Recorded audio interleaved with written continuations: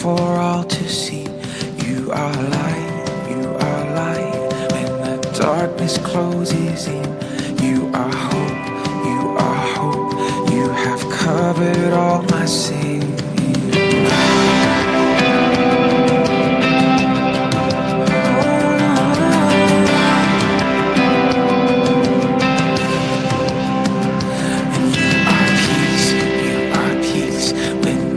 Fear is crippling. You are true, even in my wandering. You are joy, you're the reason that I sing. You are life, in you death is lost its sting.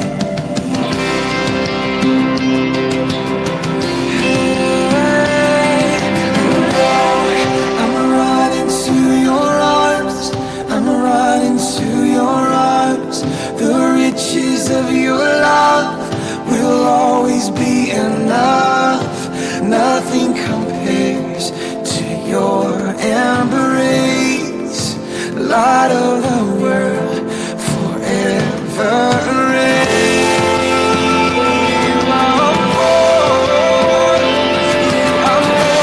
You are more than my words will ever say. You are Lord, you are Lord. All creation will proclaim. You are here, in your presence I'm made whole. You are God, of all else I'm letting go.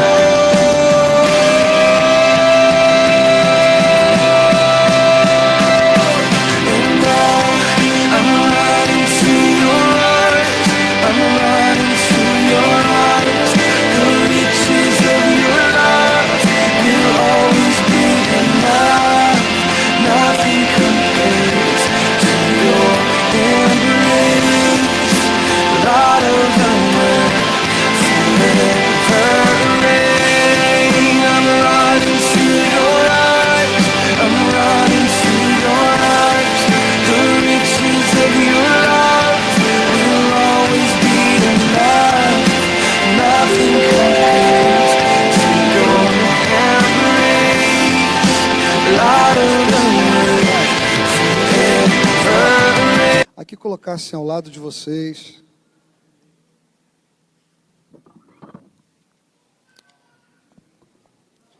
Todos tomem o seu assento.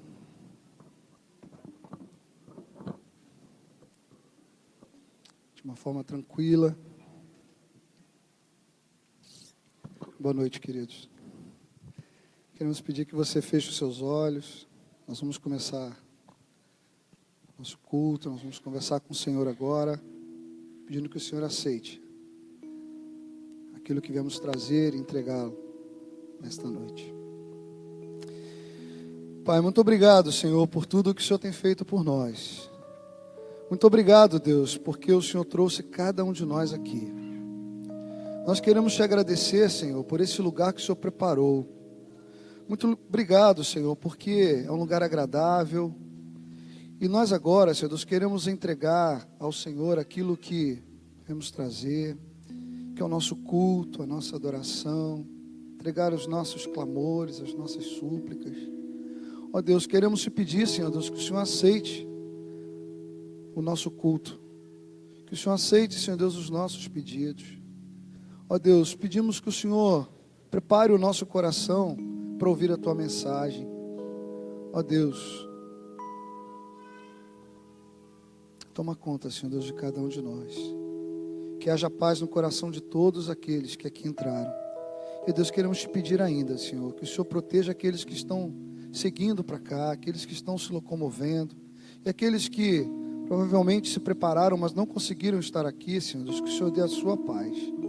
Ó Deus, em nome de Jesus, nós oramos, nós te agradecemos, pedimos perdão, Senhor Deus, por aquilo que temos feito de errado.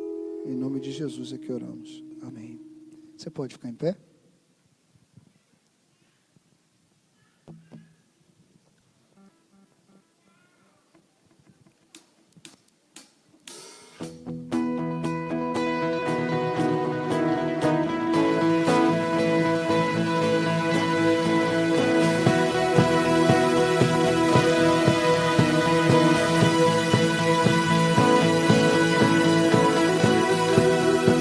igual a ti, não há outro.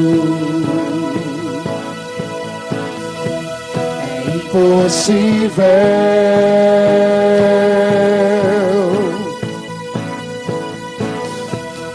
Onde está quem o possa confrontar? Invencível.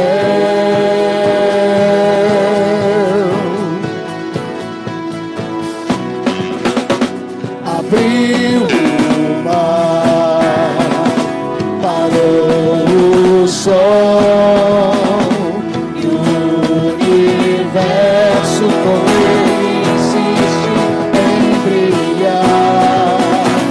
E se a noite me alcançar, me lembrarei.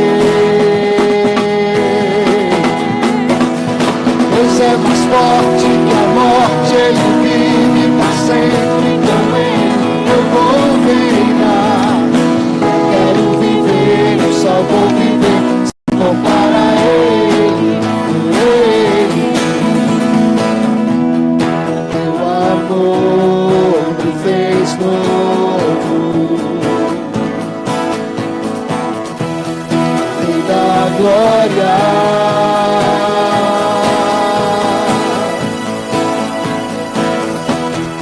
Onde está o que possa continuar?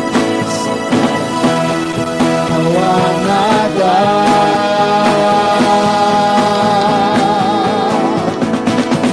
Deus é mais forte que a morte, Ele vive para sempre com Ele. Eu vou reinar. Eu quero viver, eu só vou viver se for para Ele, por Ele. Mais forte que a morte, Ele vive para sempre e por Ele eu vou. Se eu vou viver, eu só vou viver se for para Ele, por Ele. Abriu o mar, parou o sol e o universo com Ele insiste em brilhar. E se a noite me alcançar, me lembrarei. Deus é mais forte que a morte, Ele vive para sempre com Ele. Eu vou reinar. Eu quero viver, eu só vou viver se for para Ele, por Ele. Amor é mais forte que a morte, Ele vive para sempre e por Ele eu vou. Se eu vou viver, eu só vou viver se for para Ele, por Ele. Se eu vou viver, eu só vou viver se for para Ele, por Ele. Se eu vou viver, eu só vou viver se for para Ele, por Ele.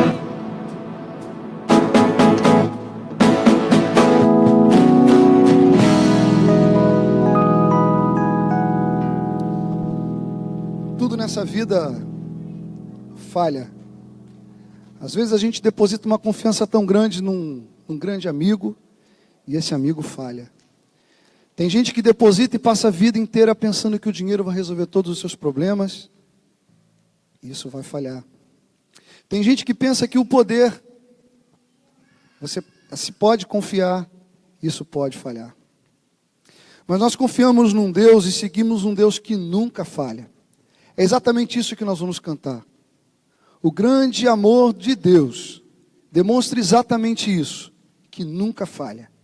E a nossa confiança deve ser depositada totalmente. Em Tiago capítulo 1, versículo 12, nós vimos assim: feliz é o homem, ou bem-aventurado é o homem, que persevera na provação.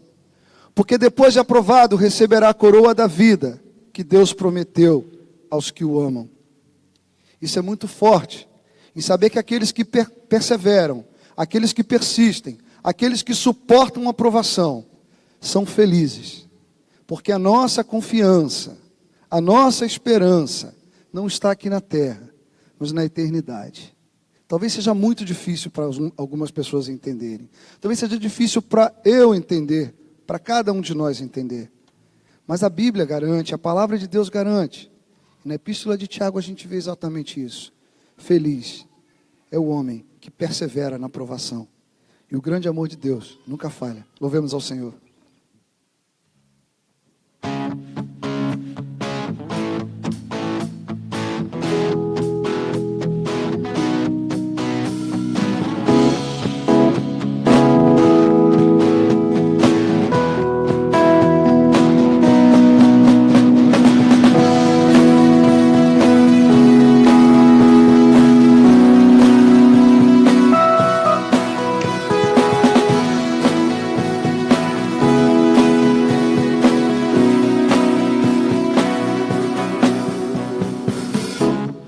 Nada vai me separar, mesmo se eu me abalar, teu amor não falha.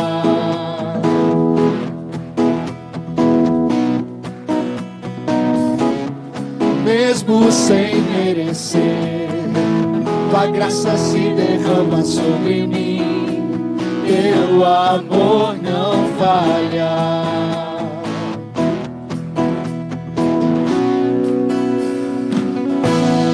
Tu és o mesmo para sempre, teu amor não muda. Se o choro dura uma noite, a alegria vem pela manhã. Se o mar se enfurecer, eu não tenho que temer, porque eu sei que me ama.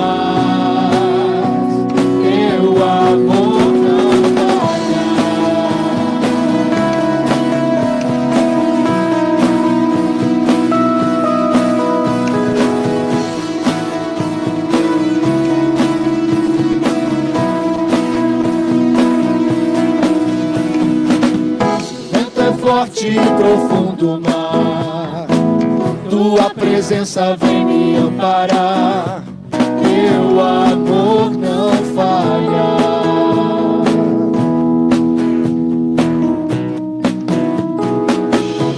Difícil é o caminhar, nunca pensei que eu fosse alcançar, mas teu amor não falha.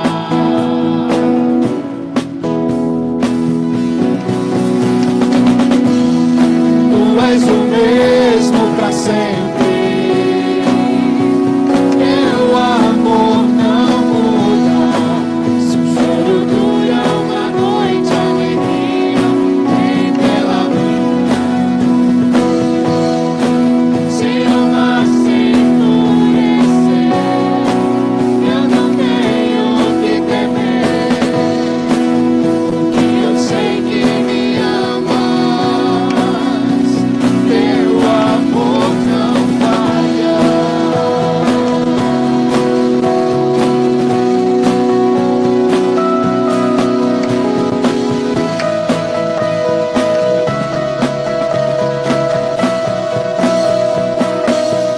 Tu fazes que tudo coopere para o meu bem. É verdade, cante isso alto. Fazes que tudo coopere para o meu bem. Fazes que tudo coopere para o meu bem. Fazes que tudo coopere para o meu bem.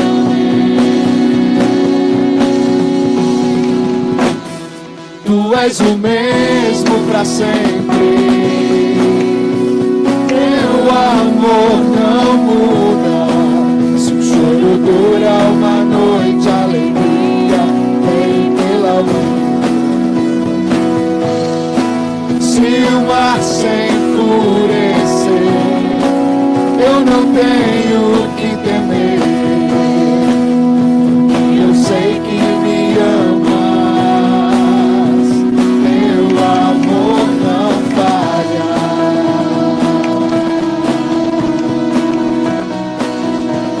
Teu amor não falha.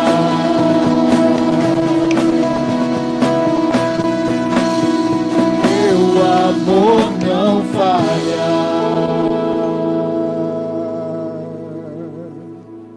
Amém, Senhor.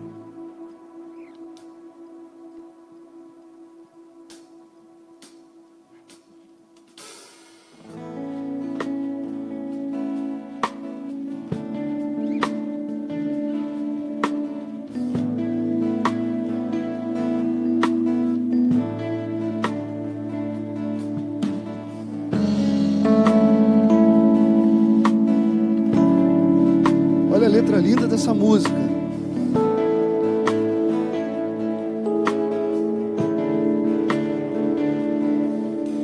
Deixou os céus pra me encontrar. Aqui não é o seu lugar. No amor assim, o mundo não conhece.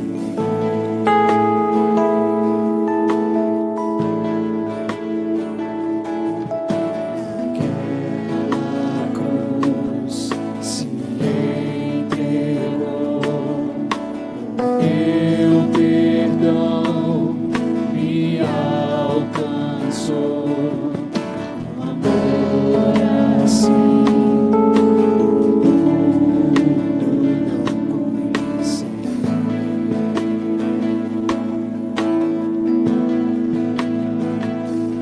No altar de adoração, seja sempre exaltado, Jesus, Filho de Deus. Deixou sua glória, morreu em meu lugar, Jesus, Filho de Deus. Tu és Jesus, Filho de Deus. Tomou sobre si pecado e dor, venceu a morte e ressuscitou. Um amor assim, o mundo não conhece.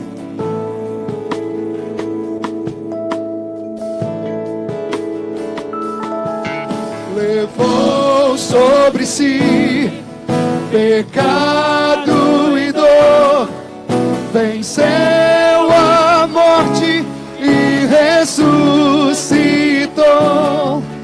Um amor assim, o mundo não conheceu.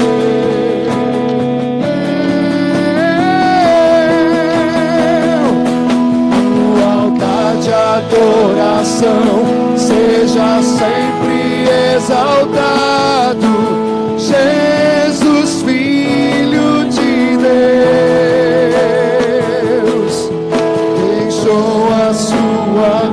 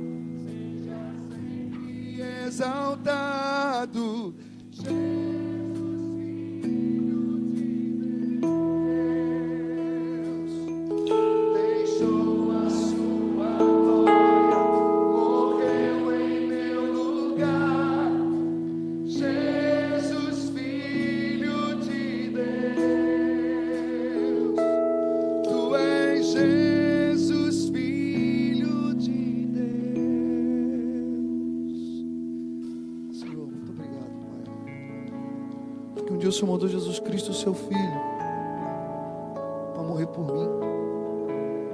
Muito obrigado, Deus. Muito obrigado. Em nome de Jesus. Amém. Quero chamar aqui à frente tia Deise, tia Lani, tia Sabline, tia Marcela, tia Monique e com elas as crianças, né? E as crianças hoje têm um compromisso muito grande de prestar muita atenção na classe, de estarem quietinhas na classe. Só vai poder se movimentar lá quando a tia der autorização.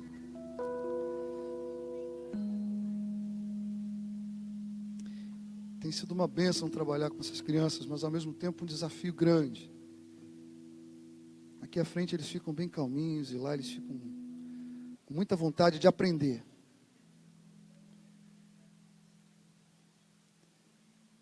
E as crianças já estão ouvindo a palavra do Senhor. E a nossa oração é que um dia elas entendam claramente e elas se rendam aos pés de Jesus. Se você não veio ainda, quiser trazer seu bebê, traga aqui, vamos orar.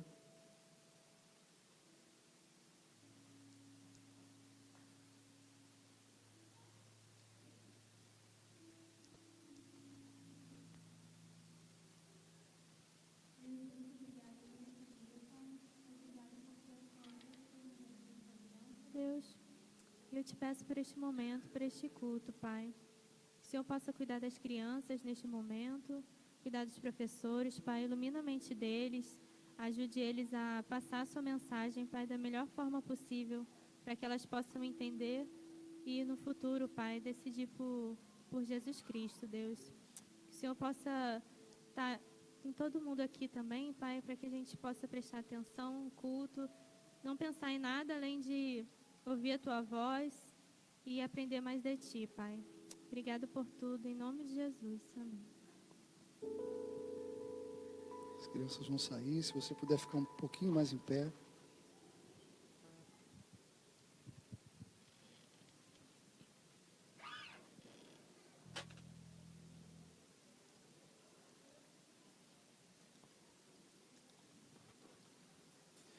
E o Senhor intercedeu por nós, Jesus Cristo, pediu ao Espírito Santo que ficasse conosco. Nós vamos cantar exatamente isso. Santo Espírito, habite em mim. Santo Espírito, vem, fique aqui. Santo Espírito, trabalhe na minha vida. E que não sejam palavras vazias. Mas nós estamos falando exatamente com o Senhor, com o Espírito Santo de Deus. Isso requer muita seriedade naquilo que nós vamos cantar nesse momento. Louvemos ao Senhor.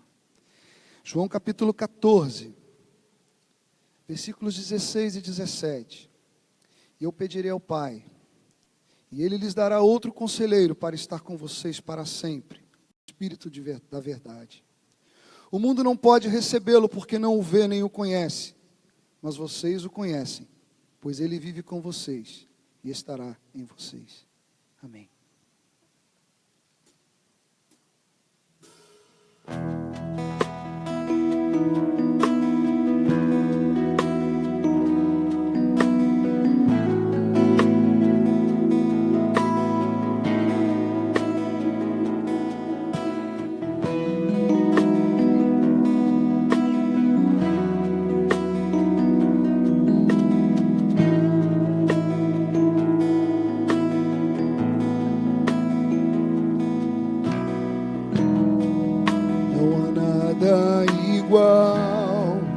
Não há nada melhor a que se compara a esperança viva, tua presença.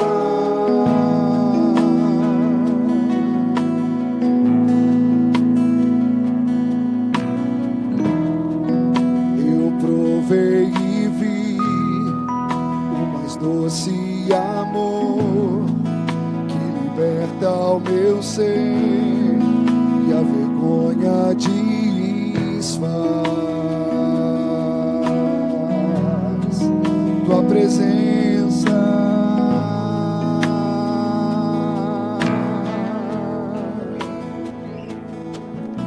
Santo Espírito, és bem-vindo aqui. Vem inundar, encher esse lugar. É o desejo do meu coração. Sermos inundados por tua glória, Senhor.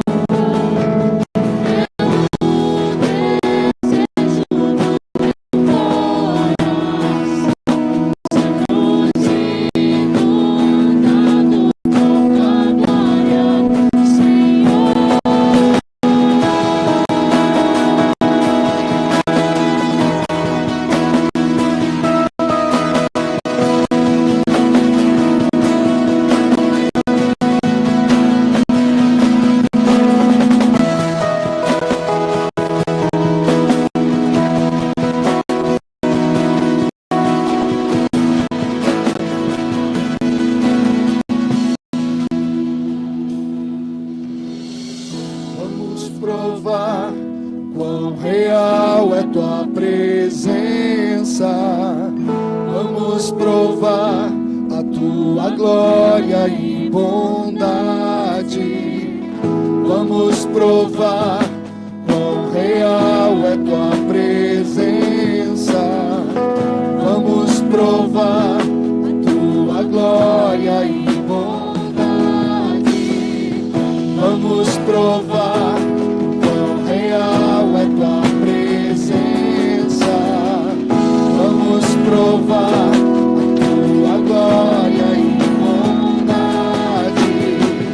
Vamos provar quão real é tua presença. Vamos provar a tua glória e bondade.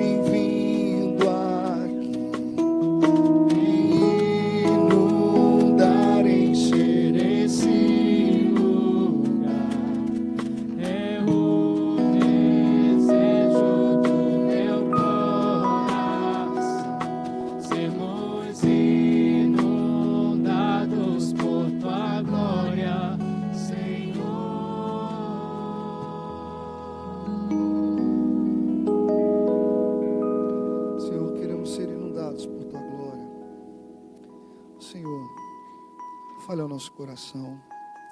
Pedimos que tu unja o teu servo, pastor Tiago, tenha a grande responsabilidade de trazer a mensagem.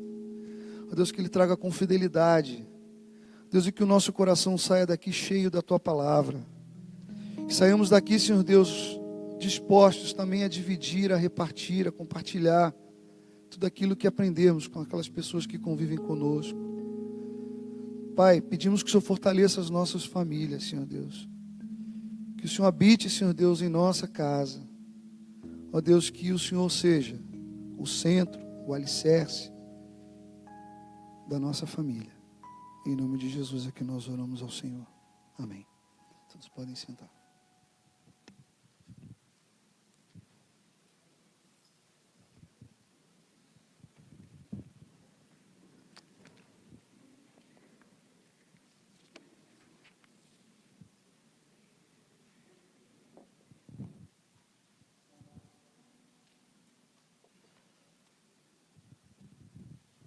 Boa noite, queridos. Boa noite. Que bom que você está aqui cultuando a Jesus conosco. Muito feliz de poder celebrar, muito feliz de poder cantar ali de trás e ouvir a igreja cantando e adorando a Jesus. Muito bom poder realizar um culto onde o nosso desejo, onde o nosso foco não é outro a não ser que todo esse movimento aqui seja sobre Jesus. Você pode talvez não gostar muito do volume, do louvor, da nota tal. Você pode talvez não gostar muito do estilo. Para a gente pouco isso importa. O que nós queremos é que você saia daqui sabendo quem Jesus é e o que Ele fez por você. O que queremos é que você ouça sobre Jesus e que Ele possa transformar a sua vida assim como Ele transformou a minha vida, a nossa vida um dia. Esse é o nosso desejo. Queridos, nós estamos estudando a carta de Paulo aos Efésios. É uma carta muito preciosa, uma carta muito especial do Novo Testamento, e nós escolhemos esse tema, e certamente esse tema é um tema que resume muito bem a carta de Paulo aos Efésios. O que cremos, como vivemos. Se você tem vindo aqui constantemente na rede, você vai lembrar muito bem do que significa esse tema. Se você é um visitante, se você não é do meio, está chegando agora, eu quero explicar rapidamente para você. A ideia desse tema é porque o apóstolo Paulo, na carta aos Efésios, ela tem uma certa divisão. Os 3 primeiros capítulos, Paulo se preocupa em falar o que Deus fez por nós. Se você quer conhecer um pouco o Evangelho, não esse Evangelho aí pregado na televisão, por favor, não. Não esse Evangelho aí da prosperidade, por favor, não. Mas se você tem interesse de conhecer o Evangelho puro e simples, leia Efésios 1, 2 e 3. E lá você vai entender e ser deparado com a realidade de quem você é, de quem Deus é e o que Ele fez. O Evangelho é a mensagem que diz quem nós somos, pecadores, pessoas falhas, totalmente distante do Deus Criador. O Evangelho aponta para um Deus santo, justo, mas porém gracioso e amoroso. E aquilo que Ele fez por nós. Ele tomou o nosso lugar, Ele pagou o preço, Ele nos reconciliou com Ele mesmo. E do capítulo 4 até o capítulo 6, Paulo se preocupa em falar o que nós podemos fazer em resposta ao Evangelho. Como que nós vivemos? Como a pessoa que compreendeu o Evangelho vive? Quais são os seus costumes? Quais são as suas rotinas? Como que ele trata sua esposa, o seu marido, os seus filhos? Como que ele reage ao trabalho? Como é que é a ética, a integridade dele no trabalho? Tudo isso é afetado a partir do Evangelho. Por isso, então, como nós vivemos. E, queridos, no início da semana, como eu prego aqui sequencialmente, eu confesso para vocês que, naturalmente, eu comecei a preparar a partir do verso 10. Nós estamos indo para a reta final de Efésios, mas ao revisitar o contexto, porque é muito importante na pregação, você olhar sempre o texto anterior e o contexto anterior e contexto posterior, e eu confesso para vocês que eu percebi que ainda tínhamos alguns princípios para tratar com respeito à família. Coisas que eu não abordei aqui há 3 semanas atrás, quando eu falei sobre casamento. E Deus falou ao meu coração e eu percebi que tinha alguns pontos ainda a serem tratados como igreja. E hoje nós vamos fechar essa pequena série sobre família dentro de Efésios, como que nós vivemos a partir de uma família cristã. E hoje então eu quero olhar alguns princípios ainda, que falam sobre a família cristã. Então quero olhar com vocês o final do capítulo 5, o início do capítulo 6. E aí sim, na semana que vem, se Deus permitir, nós iremos para a parte final já de Efésios. Mas hoje, Efésios 5, do 31 até o Efésios 6, até o versículo 4. Está aqui na projeção, você vai poder acompanhar.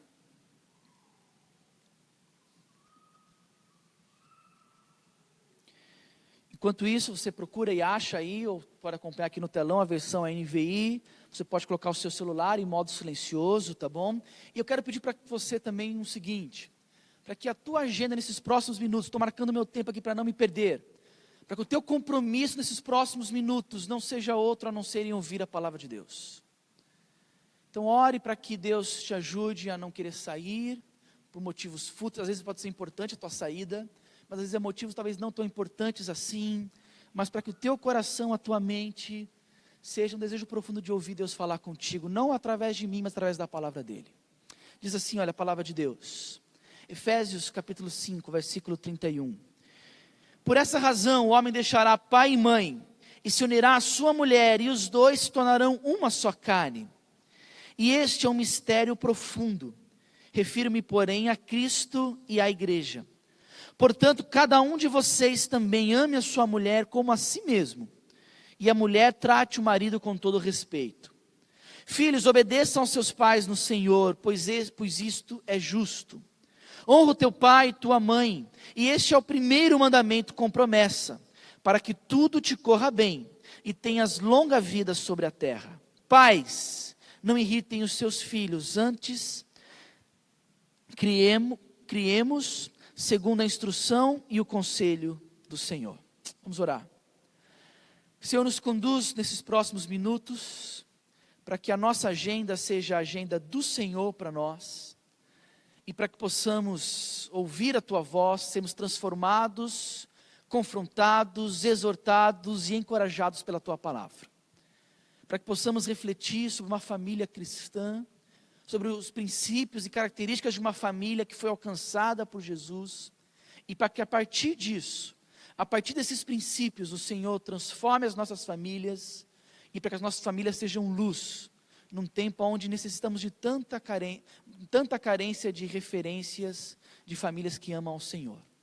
Fala, Deus, ao nosso coração, em nome de Jesus que nós oramos. Amém. Hoje então vamos falar um pouco sobre como o Evangelho na prática afeta as nossas famílias. Pode colocar o próximo slide aí, Lia. Eu quero falar hoje sobre fundamentos bíblicos para o casamento.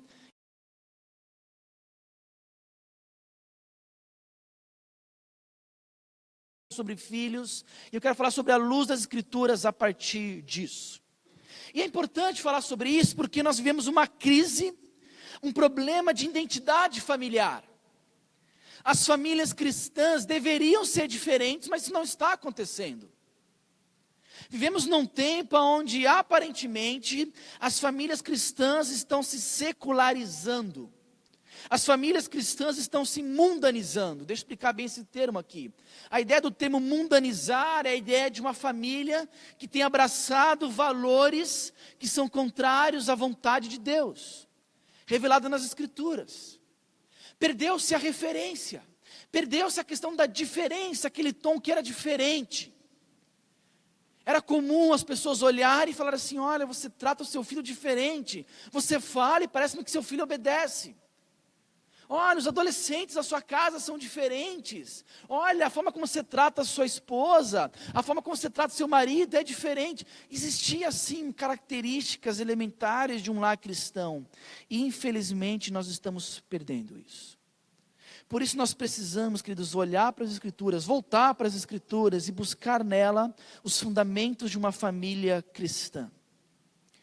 Então, eu quero explorar hoje algumas características com vocês, a partir do texto bíblico, de uma família cristã que ama Jesus, que compreendeu o Evangelho de Jesus Cristo, conforme narrado aqui em Efésios, o livro como um todo. E para dinamizar o nosso tempo aqui, para que nós tenhamos um tempo bem dinâmico, eu quero falar um pouco sobre os princípios bíblicos, sobre os princípios elementares, onde a nossa família deve se basear, ao mesmo tempo fazer uma leitura contemporânea, de onde talvez nós estamos falhando nesses princípios.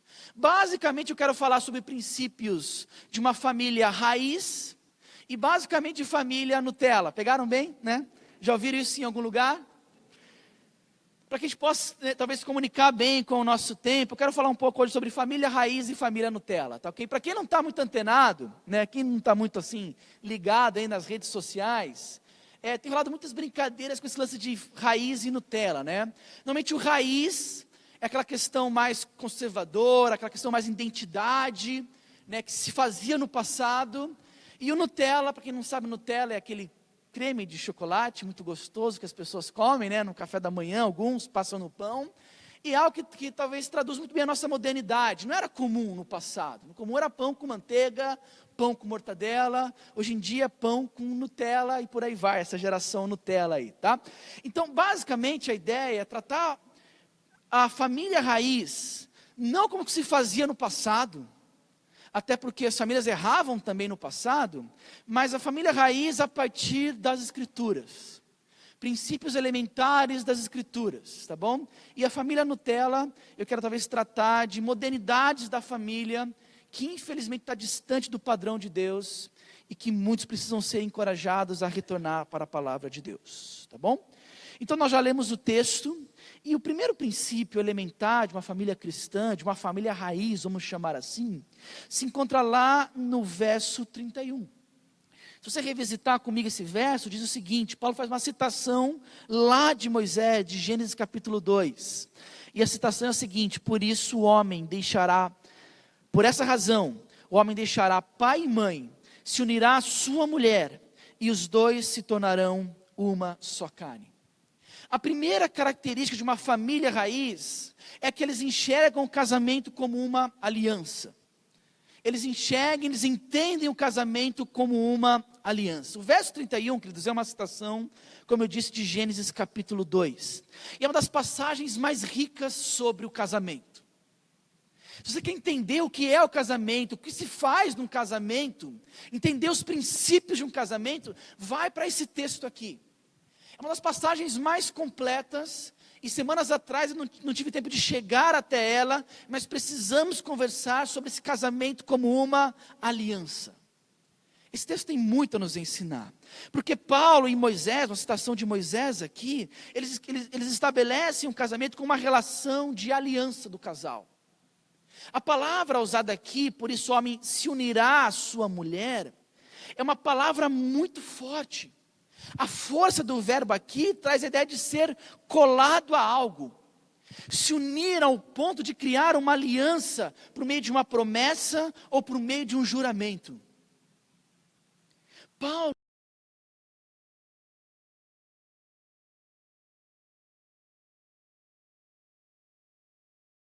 essa aliança sustenta o casamento e não o casamento sustenta a aliança.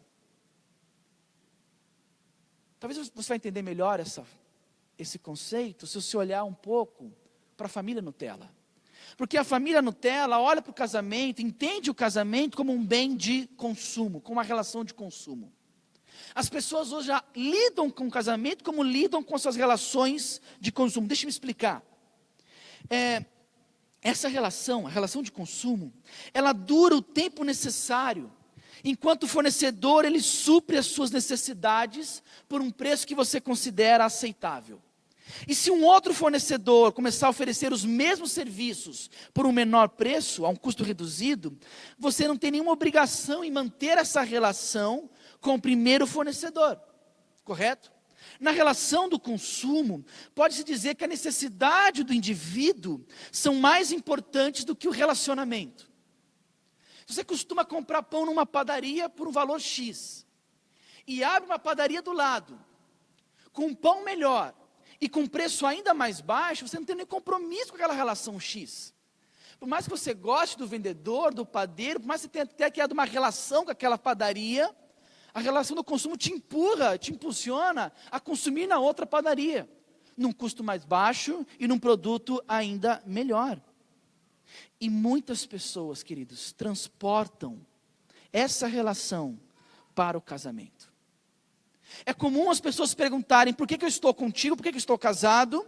E a resposta é, porque você me deixa feliz, porque eu gosto de estar com você, porque você provê o que eu gosto ou o que eu preciso, no momento que eu quero e na forma que eu quero, e a partir do momento em que eu não estou mais conseguindo ser feliz, ou a partir do momento que eu já não estou mais lucrando com essa relação, eu simplesmente deixo essa relação de lado e parto para uma outra.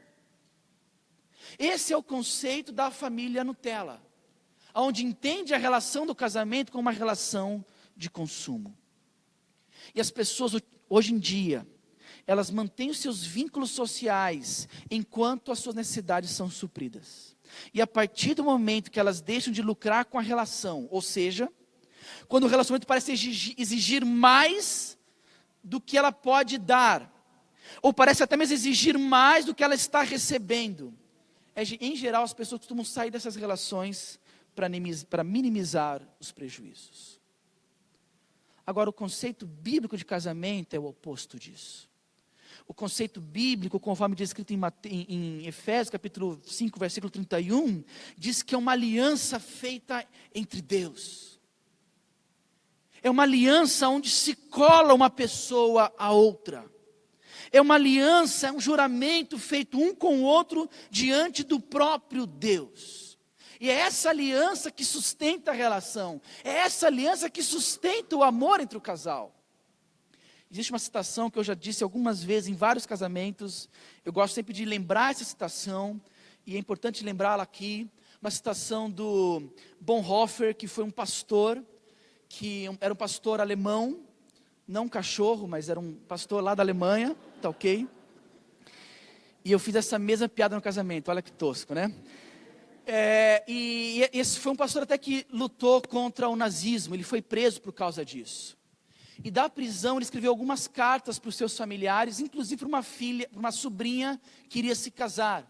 Ele escreve várias cartas para aconselhar essa sobrinha, e uma das frases que ele coloca ficou marcada na história, porque ele diz para sua sobrinha, olha, lembre-se bem, que a partir desse dia do seu casamento, ele coloca, a aliança vai sustentar o amor, e não o amor à aliança. Percebe a diferença? A base do casamento é a aliança, e por causa da aliança, você vai buscar renovar o seu amor, renovar a sua paixão, renovar o calor no casamento, por causa da aliança. A aliança é a base. Mas a família Nutella inverteu isso. Coloca o amor romântico como sendo a base. Logo, se acabar o amor, acaba a aliança, acaba o casamento. E a Bíblia nos apresenta uma inversão aqui. Por isso então, queridos, essa é a primeira característica de um lar cristão. É o lar onde os casais valorizam a aliança que têm um com o outro. E por causa dessa valorização, eles lutam cada vez mais para manter o casamento em dia, para renovar os seus votos, para renovar o amor, para renovar a paixão. Não é só amor sacrificial, não. Isso também. Mas eles lutam por causa da aliança que eles têm um com o outro. A segunda característica de um lar cristão, de uma família raiz, é o seguinte, ainda está nesse texto mesmo. Eles valorizam a nova família criada. Deixa eu me explicar. Se você olhar o verso 31, você vai ver que o processo é um processo muito claro. Uma família, ela é formada por meio desse processo. Por isso o homem deixa pai e mãe, se une à sua mulher e os dois se tornam uma só carne. Está muito claro esse novo processo familiar e essa nova instituição familiar. A Bíblia valoriza tanto o casamento, valoriza tanto a formação da nova família, isso é muito importante. Quando Paulo diz aqui, citando Moisés, deixar pai e mãe, essa ideia, esse conceito envolve deixar geograficamente, deixar financeiramente, deixar emocionalmente. Esse é o conceito de formação de uma nova família. Filhos, quando se casam, formam um novo lar, um novo núcleo familiar. E deixa pai e mãe geograficamente, financeiramente, emocionalmente, e passam a depender desse novo relacionamento. E quando isso não acontece, queridos, tragédia na certa. Nós pastores estamos assim já saturados de aconselhar casais recém-casados que não entenderam esse conceito da família raiz. De fato uma formação de um novo núcleo familiar. Não, pelo contrário. Vive o conceito da família Nutella, que coloca para mim aí, da família Nutella, estão ainda ligados ao papai e à mamãe. É o conceito onde, embora casados, continuam a depender muitas vezes financeiramente, emocionalmente, em alguns casos geograficamente, e isso não é bom. O primeiro conselho que eu dou para casais que vão casar, normalmente more o mais longe possível dos seus pais. Tanto da menina, quanto do menino. Dos dois. Eu sei que nem sempre isso é possível. Se não é teu caso, não fique pesado por isso, por favor. Mas é um conselho muito importante. Porque quando está muito perto, meu amigo, o pessoal diz, né, que você tem que morar para que tua sogra, tem um ditado, né? Nem tão longe para que ela não vá de mala e não tão perto para que ela vá de chinelo. Não é isso o conceito? Né? Às vezes essa é a distância. Não pode ser não muito longe que ela vai com a mala pronta e nem tão perto para ir de chinelo. Desceu. Ou às vezes nem desceu, está dentro. Estou aqui. Meu Deus, loucura, gente, loucura. Mas é a família Nutella. Querem às vezes alguns benefícios de casados, mas sem os deveres de assumir uma nova realidade, uma nova família. E queridos, essa junção dá jaz o tempo todo. Quando um casal não deixa geograficamente, não deixa financeiramente, não deixa emocionalmente, isso é um baita problema. Aliás, deixa eu abrir um parênteses aqui e falar de uma realidade muito comum nossa aqui de Macaé, por causa da realidade dos embarcados. Eu olho com muito cuidado para quando um casal recém-casado, assim que eles casam, e por algum motivo o rapaz, o homem, ele embarca, é muito complicado quando ele embarca, e a menina recém-casada passa 14 dias na casa dos seus pais. Isso é complicado demais. Porque ela casa, mas depois por 14 dias ela volta a viver a realidade de filhinha da mamãe e do papai. Depois o marido chega, tem que virar a chave e se tornar esposa. É muito complicado. E tem um outro problema também, um outro agravante. De caras que embarcam e suas esposas trabalham. E quando eles desembarcam, eles também não saem da casa do papai e da mamãe. Isso também dá muito, mas dá muito problema, queridos. Por quê? Porque você foge do padrão das Escrituras. A família raiz, ela valoriza esse novo núcleo familiar. Eles encaram de frente essa nova realidade e vivem intensamente essa nova realidade. Enfrentam problemas juntos, superam problemas juntos, isso é muito bom para o casal. É extremamente complicado, gente, verdade, caso de aconselhamento. O cara chega e passa o dia na casa da mamãe, comendo a comidinha da mamãe. E chega à noite, a comidinha da esposinha não é tão gostosa como da mamãe, olha o conflito aí. Complicado. Justamente por não se adequar a essa nova realidade. A Bíblia coloca para a gente no verso 31, que uma família cristã é uma família que valoriza a nova formação do núcleo familiar. É claro que a gente honra os pais, claro que sim. É claro que a gente pode contar com a ajuda dos pais, claro que sim. Mas são coisas pontuais, nunca corriqueiras. Certa vez, uma história real, da irmã de um grande amigo meu. Ela entrou num conflito muito grande com seu marido.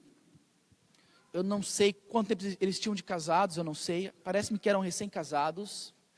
E teve um dia lá que o negócio esquentou, e teve um quebra-pau muito grande, eles brigaram feio, e ela saiu de casa, e ela foi para a casa dos pais, na mesma cidade. E já era noite, assim, ao entardecer, parece-me, ela foi para a casa dos pais, muito nervosa, chorando demais. Os pais abriram a porta, a acolheram, a ouviram, a acalmaram, oraram com ela, deram um copinho com açúcar. E assim que ela acalmou, já estava perto na hora de dormir já, o pai da menina pegou o telefone, ligou para o genro dele, e sabe o que ele disse? A sua esposa está aqui em casa, venha buscá-la, porque ela não vai dormir aqui. Percebe a sabedoria desse pai? de compreender que, embora sim acolha e ajude, empurrando sim a sua filha para essa nova realidade, de enfrentar essa dinâmica da nova família criada. E esse é o padrão bíblico de uma família cristã, de uma família raiz. A terceira característica, por toda a construção do capítulo 5 e do capítulo 6, e é muito legal e muito importante essa terceira característica da família raiz aqui, que eu estou colocando, é o seguinte: a relação do casal, ela é central na família. Deixa eu me explicar.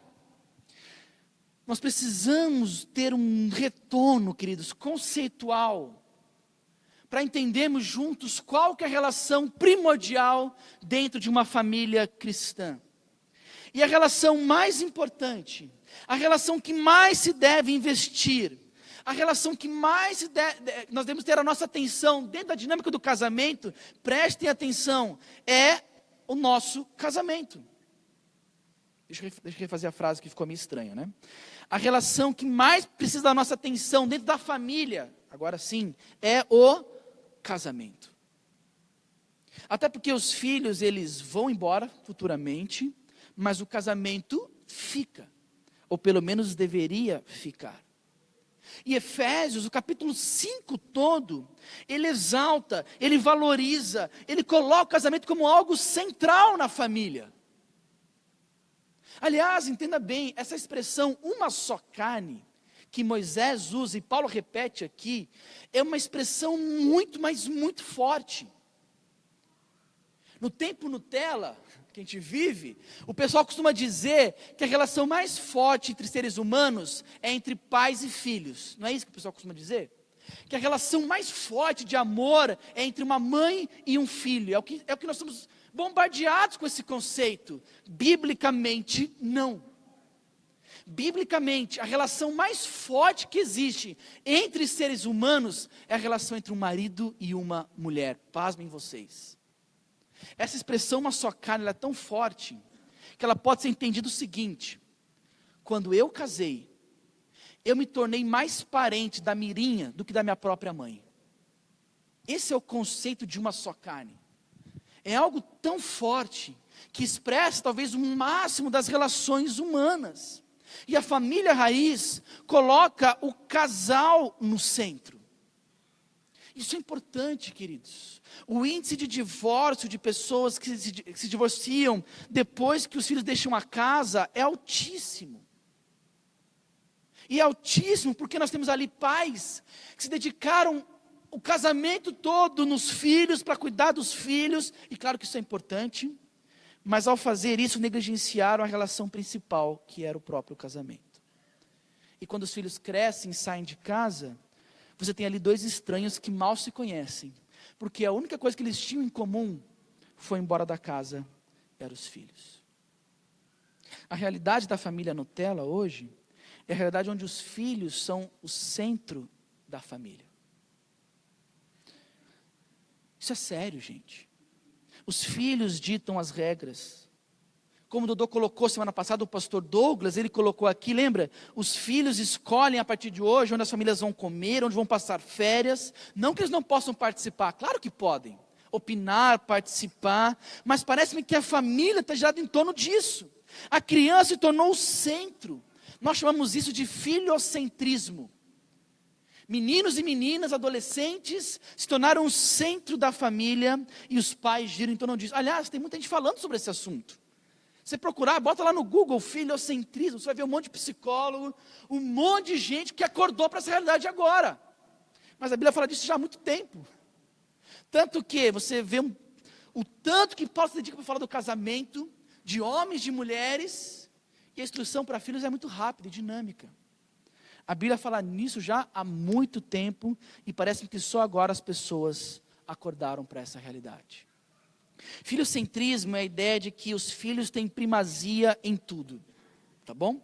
Eles escolhem a comida, eles que escolhem a hora e quando vão comer, eles decidem o que vão fazer, o brinquedo que querem ganhar, a marca do tênis que irão usar, tudo está no controle deles.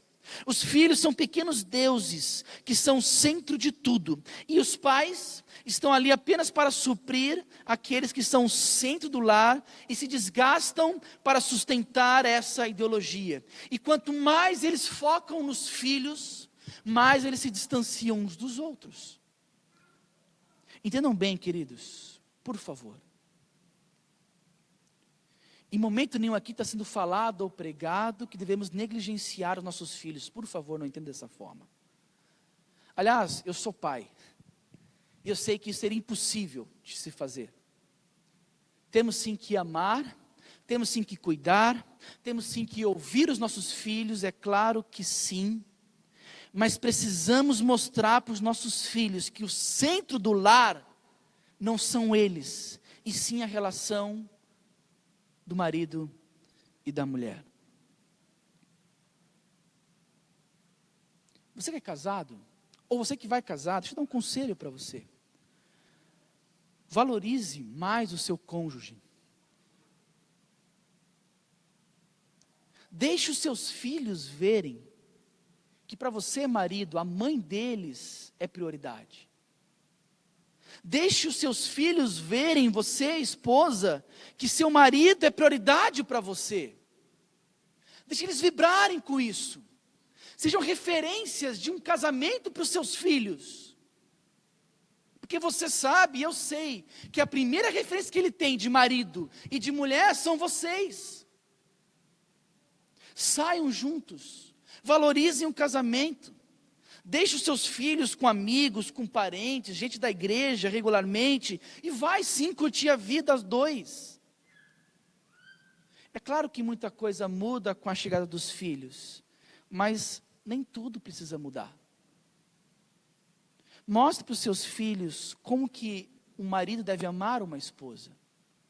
Mostre para os seus filhos como que um homem deve amar e tratar, e respeitar, e tratar com honra uma mulher. Mostrem para os seus filhos como a mulher deve respeitar e tratar bem e amar o seu marido. Sejam referências de casais para o filho de vocês. Se você quer realmente ter um lar equilibrado, se você quer realmente ter um lar cristão, comece valorizando o seu casamento. E eu tenho certeza que seus filhos vão se amarrar em ver pais que se amam, pais que se curtem, pais que aprenderam e continuam a aprender a curtir a vida a dois. E que o casamento e que a família começa neles. Eles são a base, não os filhos. E por último, queridos, o último princípio que eu quero dividir com vocês, geralmente está aí no capítulo 6 de Efésios. Um princípio elementar de uma família cristã é que pais mandam e filhos obedecem. Paulo inicia o capítulo 6 com essa mudança de temática de casal para a relação de pai e filho. E ele diz, versículo 6, capítulo 1, filhos, obedeçam a seus pais no Senhor, pois isto é justo. Honra teu pai e tua mãe, e este é o primeiro mandamento com promessa, para que tudo te corra bem e tenhas longa vida sobre a terra. Pais, não irritem teus filhos, antes, crie-nos segundo a instrução e o conselho do Senhor. É interessante que Paulo, ao dirigir a palavra aos filhos, eu sei que tem muitos filhos aí hoje, vou falar para vocês daqui a pouco, mas ele parte do pressuposto natural.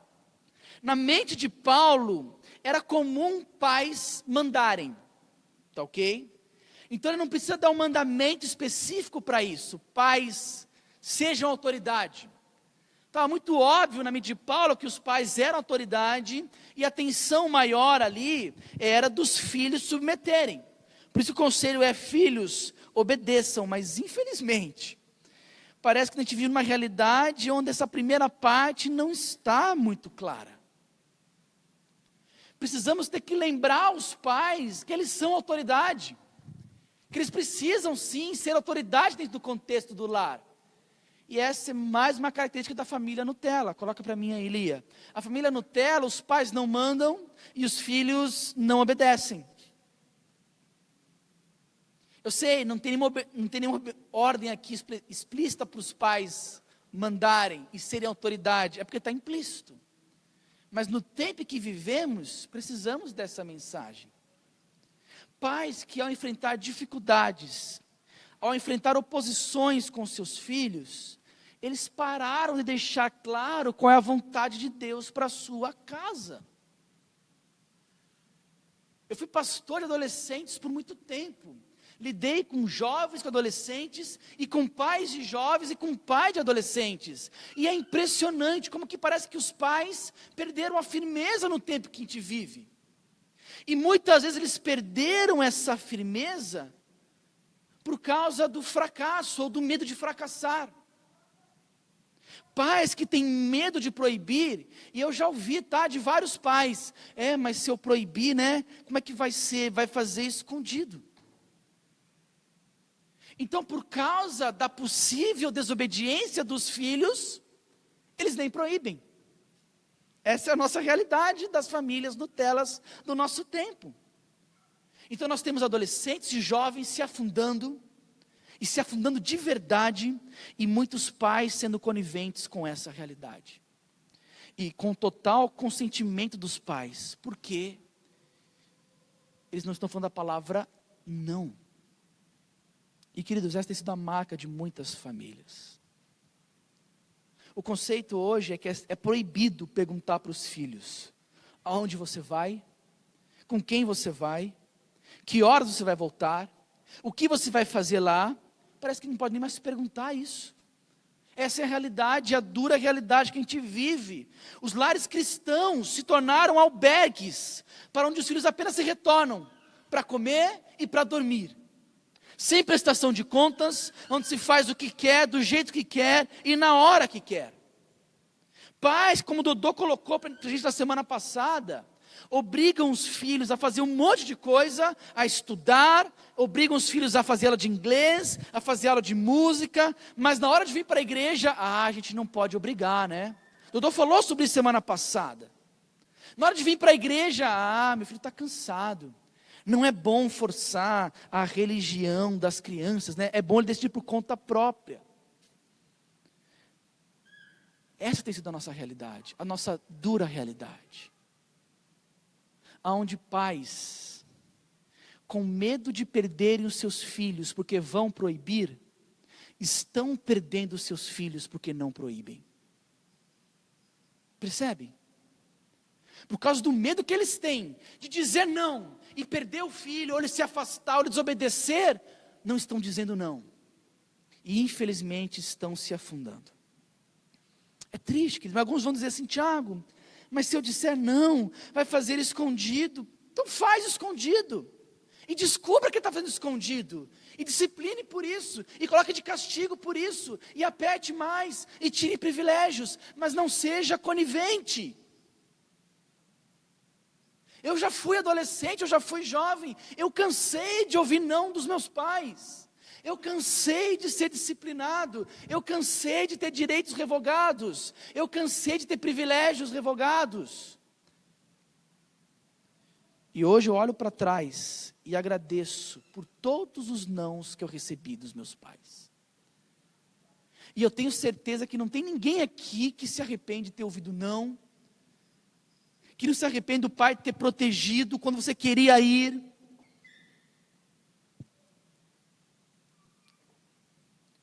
Precisamos, queridos, atentar para esses princípios. E queridos, eu estou terminando. Mas eu não posso deixar de falar com os filhos.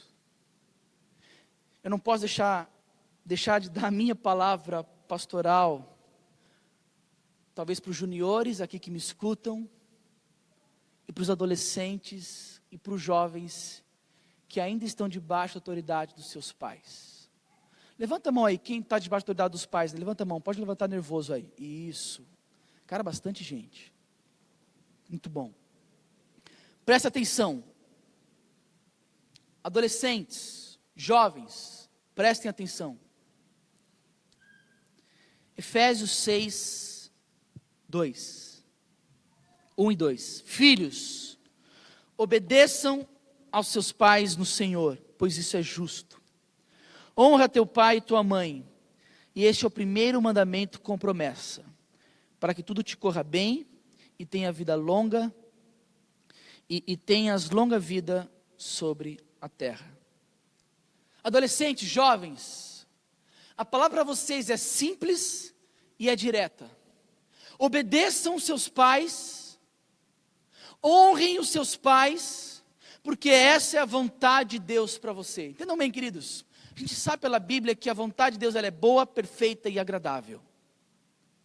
Então, se o próprio Deus vira para você essa noite e diz: honre seu pai, obedeça o seu pai. Se você acha que isso é furada, se você acha que isso é loucura, você está chamando o próprio Deus de louco. Se você acha que isso não tem nada a ver, você está olhando na cara do próprio Deus e dizendo: isso não tem nada a ver. E desculpa, não é algo muito bom falar isso para Deus. A palavra para vocês é: honre e obedeça os pais de vocês. Chega, por favor, querido, chega de ser aquele adolescente problemático.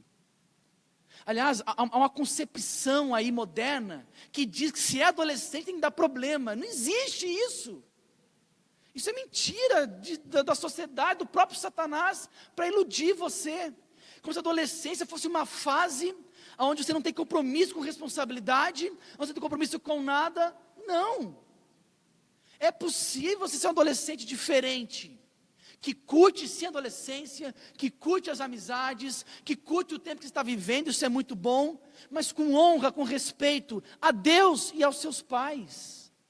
Chega de ser aquele adolescente xarope, que só dá trabalho, que não honra, que afronta os seus pais, que não obedece. Aquele adolescente que acha que vai ser conhecido pela afronta, pelo desdém aos pais. Chega disso, queridos. Você é jovem, você é adolescente, o chamado para você essa noite é o chamado do próprio Deus. Eu fico pensando, realmente algumas coisas não entram na minha cabeça. Por exemplo, eu não consigo conceber a ideia de um adolescente chegar em casa, virar para o seu pai e dizer: pai, essa aqui é minha namorada, ou esse aqui, pai, é meu namorado. Isso não entra na minha cabeça. Essa talvez é uma das piores desonras que você faz para o seu pai e para a sua mãe. Onde você não honra os seus pais o suficiente para dividir algo importante da sua vida antes. Onde você não honra o seu pai o suficiente para dizer: pai, estou gostando de uma menina, ela parece ser especial para mim, e eu queria que você conhecesse ela antes de eu tomar qualquer tipo de decisão. Aliás, pai, mãe, eu queria poder te ouvir nisso daí. Porque se ela está prestes a ser minha namorada, por mais que a gente vá casar daqui a alguns anos, aparentemente hoje, ela é a pessoa mais próxima do universo de ser a minha esposa. A não ser que você já comece namorando assim: olha, eu vou namorar com você, mas eu vou casar com outra, tá? Não funciona, não é assim que... Percebe? Não honra-se, não se divide isso com as famílias mais. Isso é triste. Adolescentes que desonram os seus pais em vários e vários aspectos. A gente precisa, queridos, entender que a família cristã, que o adolescente cristão, o jovem cristão, ele obedece e honra os seus pais, porque primeiramente ele está obedecendo e honrando a Deus. E está na hora de você, adolescente, tomar uma decisão na sua vida e passar a começar a honrar o próprio Deus. Até porque a questão é séria aqui. Paulo diz, mais uma vez citando Moisés, lá nos 10 mandamentos, o decálogo, e é interessante que ele fala que esse é o primeiro mandamento com promessa. Se você honrar e obedecer os teus pais, você vai viver bem. Se você desonrar e desobedecer os seus pais, a tua vida vai ser curta. Então, queridos, eu quero convocar todos os adolescentes e jovens aqui a um compromisso com Jesus Cristo. Não comigo, mas com Jesus. E a realmente começar a obedecer e honrar os seus pais em todas as coisas. Por outro lado, os pais, por favor, comecem a dar ordens para que os adolescentes e jovens possam cumprir. Porque é isso que uma família cristã deve fazer. Queridos, assim a gente termina essa passagem.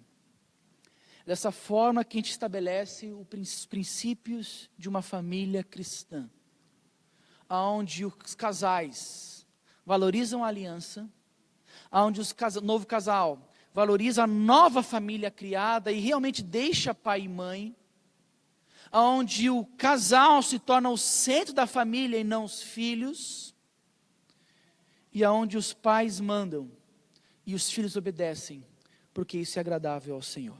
Abaixa a cabeça, fecha os teus olhos, vamos orar.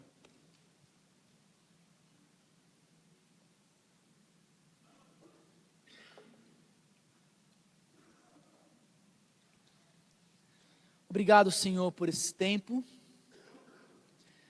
Obrigado pela Tua palavra que constantemente nos ensina, nos exorta, nos aponta o caminho. E precisamos, Senhor, da Tua graça para viver essa realidade de uma família cristã. Não é pelo nosso esforço, não é pela nossa vontade, não é pela nossa capacidade de obedecer ao Senhor, mas cremos que só podemos viver essa realidade pelo Teu poder, na dependência do Senhor. E muito obrigado, Senhor, porque se falharmos, o Senhor é fiel e justo para nos perdoar e nos purificar. Obrigado, Deus, porque mesmo quando a gente falha o nosso papel, como marido, como esposa, como pais, como filhos, o Senhor permite tempos como esse para nos exortar, de uma maneira muito graciosa, e nos reconduzir novamente ao Senhor. Obrigado, Senhor, porque isso é o Evangelho. É a mensagem de que é o Senhor fazendo em nós. É a mensagem do Senhor nos alcançando com a Tua graça e com o Teu amor. E queremos, Deus, que mensagens como essa possam ganhar os nossos corações. E para que as famílias, todas elas aqui presentes, sejam famílias realmente solidificadas no Senhor.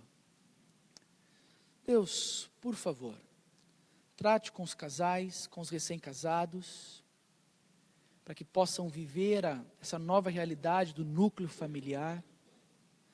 Senhor, restaura o casamento daqueles já de longa data, para que esses casais que já estão há anos casados, por causa da aliança que tem um com o outro e com o Senhor, tenham o desejo, a vontade de renovar os seus votos, de renovar os seus compromissos, de renovar a paixão, o amor, porque isso é agradável a Ti. Para que aqueles que estão sendo enganados por mensagens que não vêm do Senhor, possam tapar os ouvidos para esses novos ensinos, e possam focar na Tua palavra, ouvir a Tua voz, e restaurar relacionamentos entre marido e mulher, e restaurar relacionamentos entre pais e filhos, para a Tua honra e para a Tua glória. Senhor, eu quero orar pelos filhos, pelos jovens, pelos adolescentes. Eu quero orar, Deus, para que cada um deles tenha um compromisso primeiramente com o Senhor. Para que o desejo deles de honrar pai e mãe seja apenas uma consequência de um desejo de honrar o Senhor, que é o nosso Pai. Que eles possam obedecer ao Senhor e, por consequência disso, obedecer e honrar os seus pais. E Deus, por favor, fortalece os pais aqui presentes. Ajude os pais a tomarem de novo o controle de suas casas, com amor, com graça, com sabedoria, com amizade dos filhos, mas também com a autoridade que vem do Senhor. E que eles sejam capacitados pelo Senhor para liderarem os seus filhos, para também mais perto de Ti. Dê força para os pais dizerem não, e se manterem firmes, porque o não também é uma proteção do Senhor, também é um ato de amor do Senhor para aqueles que o Senhor ama. E faz, Deus, de nós famílias cristãs, para a Tua honra e para a Tua glória. Em nome de Jesus que nós oramos. Amém. Queridos, eu quero chamar o pessoal do louvor aqui à frente para vir se arrumando. Nós vamos cantar mais uma canção. Estamos na reta final do nosso culto. Hoje, pela graça de Deus, já no horário. E nós vamos ofertar ao Senhor nesse momento. E é um tempo muito particular da igreja, e eu sempre dedico alguns minutos para explicar o porquê desse tempo, tá? Você que está nos visitando, você sabe que quando se fala em dinheiro numa igreja evangélica, é um assunto extremamente delicado, porque os abusos são enormes, as mentiras, as heresias, elas criam formas de maneira mais e mais criativa nessa área. É triste ver pastores ou pseudo-pastores, falsos pastores, enganando pessoas que têm tão pouco, e são enganadas para darem o pouco que têm, às vezes numa promessa até mesmo quase que gananciosa de conseguir mais e mais da parte de Deus. E isso não tem nada a ver com a oferta bíblica. A oferta bíblica são pessoas que, por amarem a Jesus, por amarem a igreja de Jesus, eu vou dar 10 porque Deus vai ver eu dando 10, e quando eu chegar em casa eu vou ter 20 na minha carteira. Não. Você poder entregar por amor a Jesus, porque você compreendeu o Evangelho, e você quer participar da obra do reino de Deus. Se você não está preparado para isso, por favor, não fique constrangido. A gente não quer constranger você de maneira nenhuma. São simplesmente para aqueles que vieram para esse fim. Nosso desejo é para que você adore a Jesus e que você saia daqui com o coração cheio de gratidão por aquilo que Deus tem feito na sua vida. Esse é o nosso desejo. E isso não se compra, porque isso é pela graça de Deus. Amém? Vamos louvar o Senhor. Fique em pé. Vamos cantar, exaltar a Jesus e ofertar ao Senhor.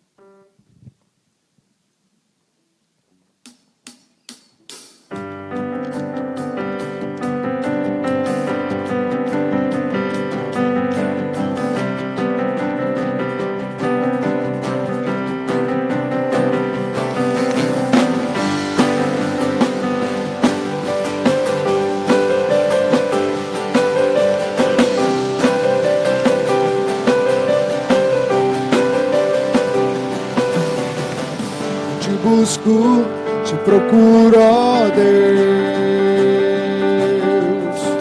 no silêncio tu estás.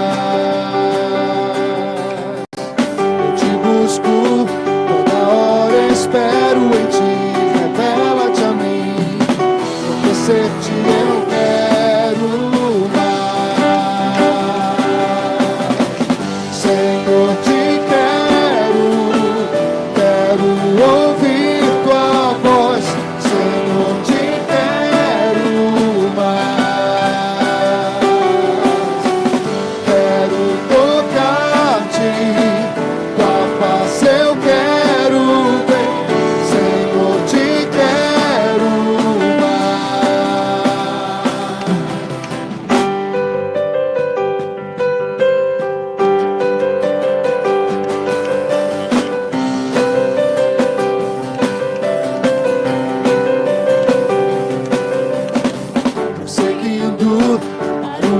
eu vou,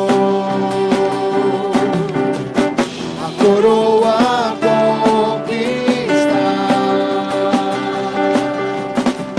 lutando, não pode me impedir, eu vou te seguir, conhecer-te eu quero mais.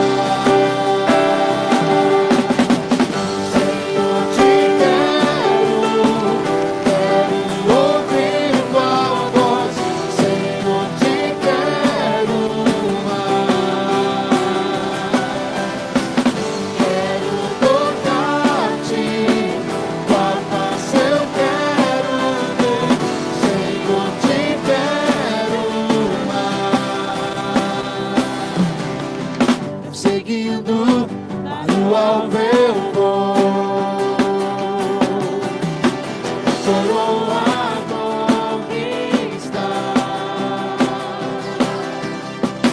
lutando, nada pode me impedir, eu vou te seguir, conhecer-te eu quero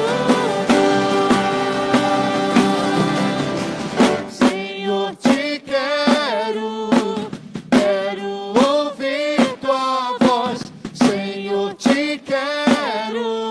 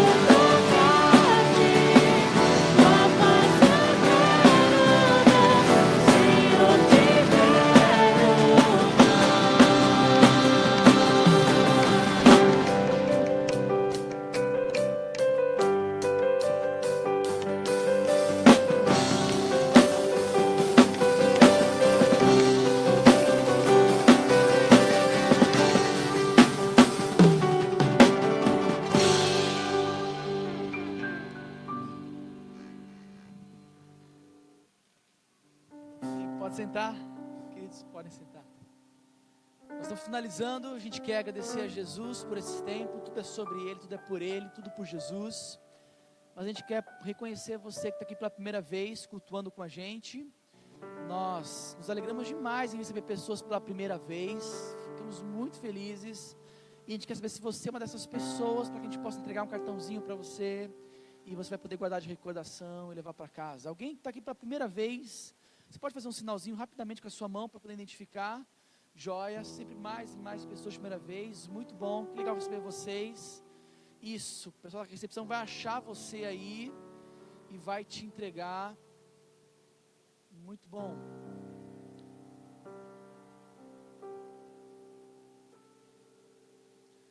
Tem aqui, olha, a menina da projeção, a primeira vez, olha a projeção aqui, isso. Legal, que bom que você veio cultuar com a gente essa noite. Nosso desejo é que você possa voltar a segunda vez, a terceira, a quarta, e para que aqui seja um lugar onde você possa encontrar Jesus, ouvir da palavra e ser confrontado por ela. Muito bom. Tem mais alguém que pela primeira vez não recebeu o cartãozinho? Faz um sinal aí. Tem alguém? Não? Joia, todos receberam. Muito bom. Excelente. Queridos, alguns avisos para a gente terminar o nosso culto. Começamos os pequenos grupos essa semana. Foi um tempo muito especial, um tempo assim de crescimento, de aprendizado, um tempo de comunhão da igreja. Algumas pessoas deram o nome e não compareceram. A gente quer incentivar muito vocês a participarem desse programa. Tem as fotos aí, olha, pode olhar as fotos.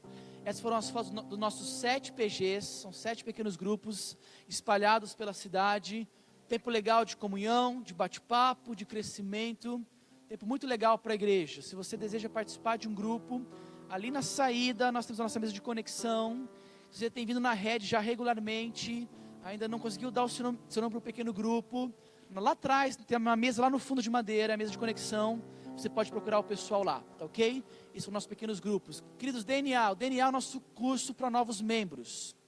Pessoas interessadas em conhecer mais a rede, nós temos esse curso chamado DNA, onde nós apresentamos para vocês a rede, tá ok?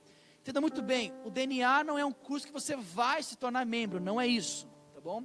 É um curso onde você vai conhecer melhor a igreja, conhecer o que nós cremos, para onde nós estamos indo, porque fazemos o que fazemos, para que com essas informações, Deus possa te orientar numa tomada de decisão tão importante como essa, tá bom?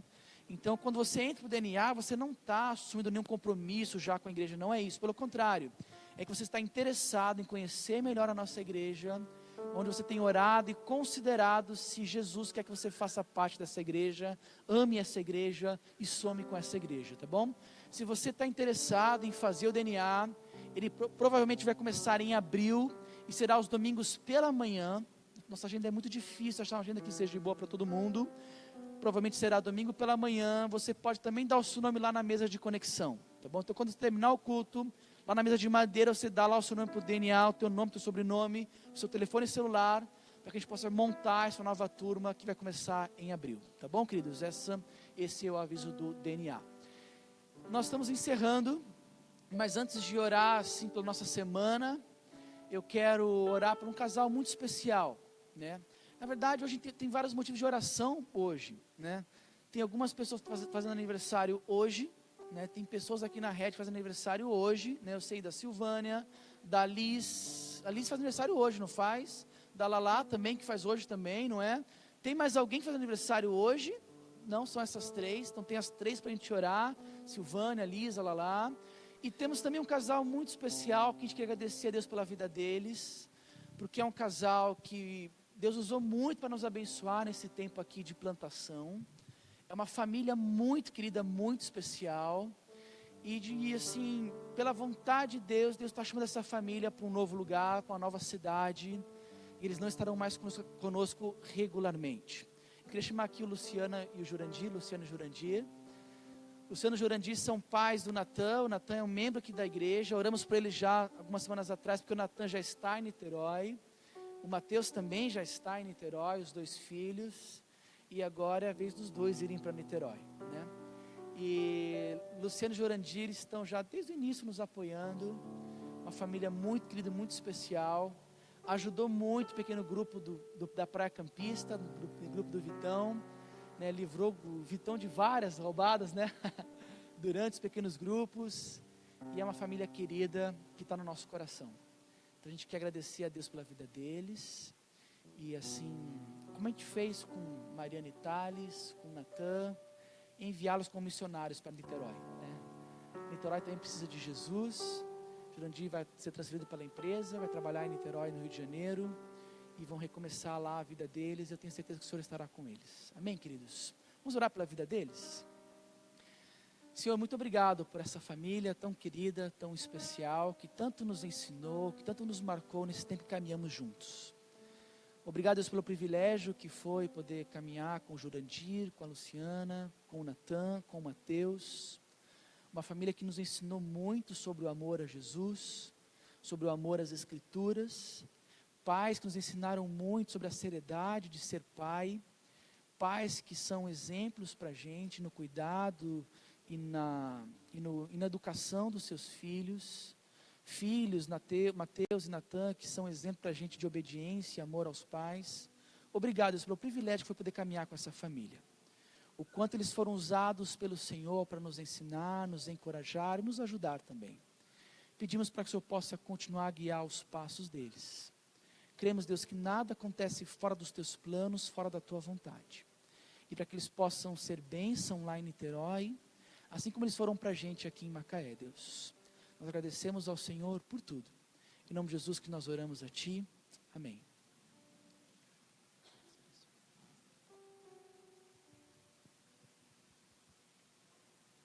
Vamos orar? Abaixa a cabeça e fecha os olhos. Queria desafiar você a orar para a tua semana.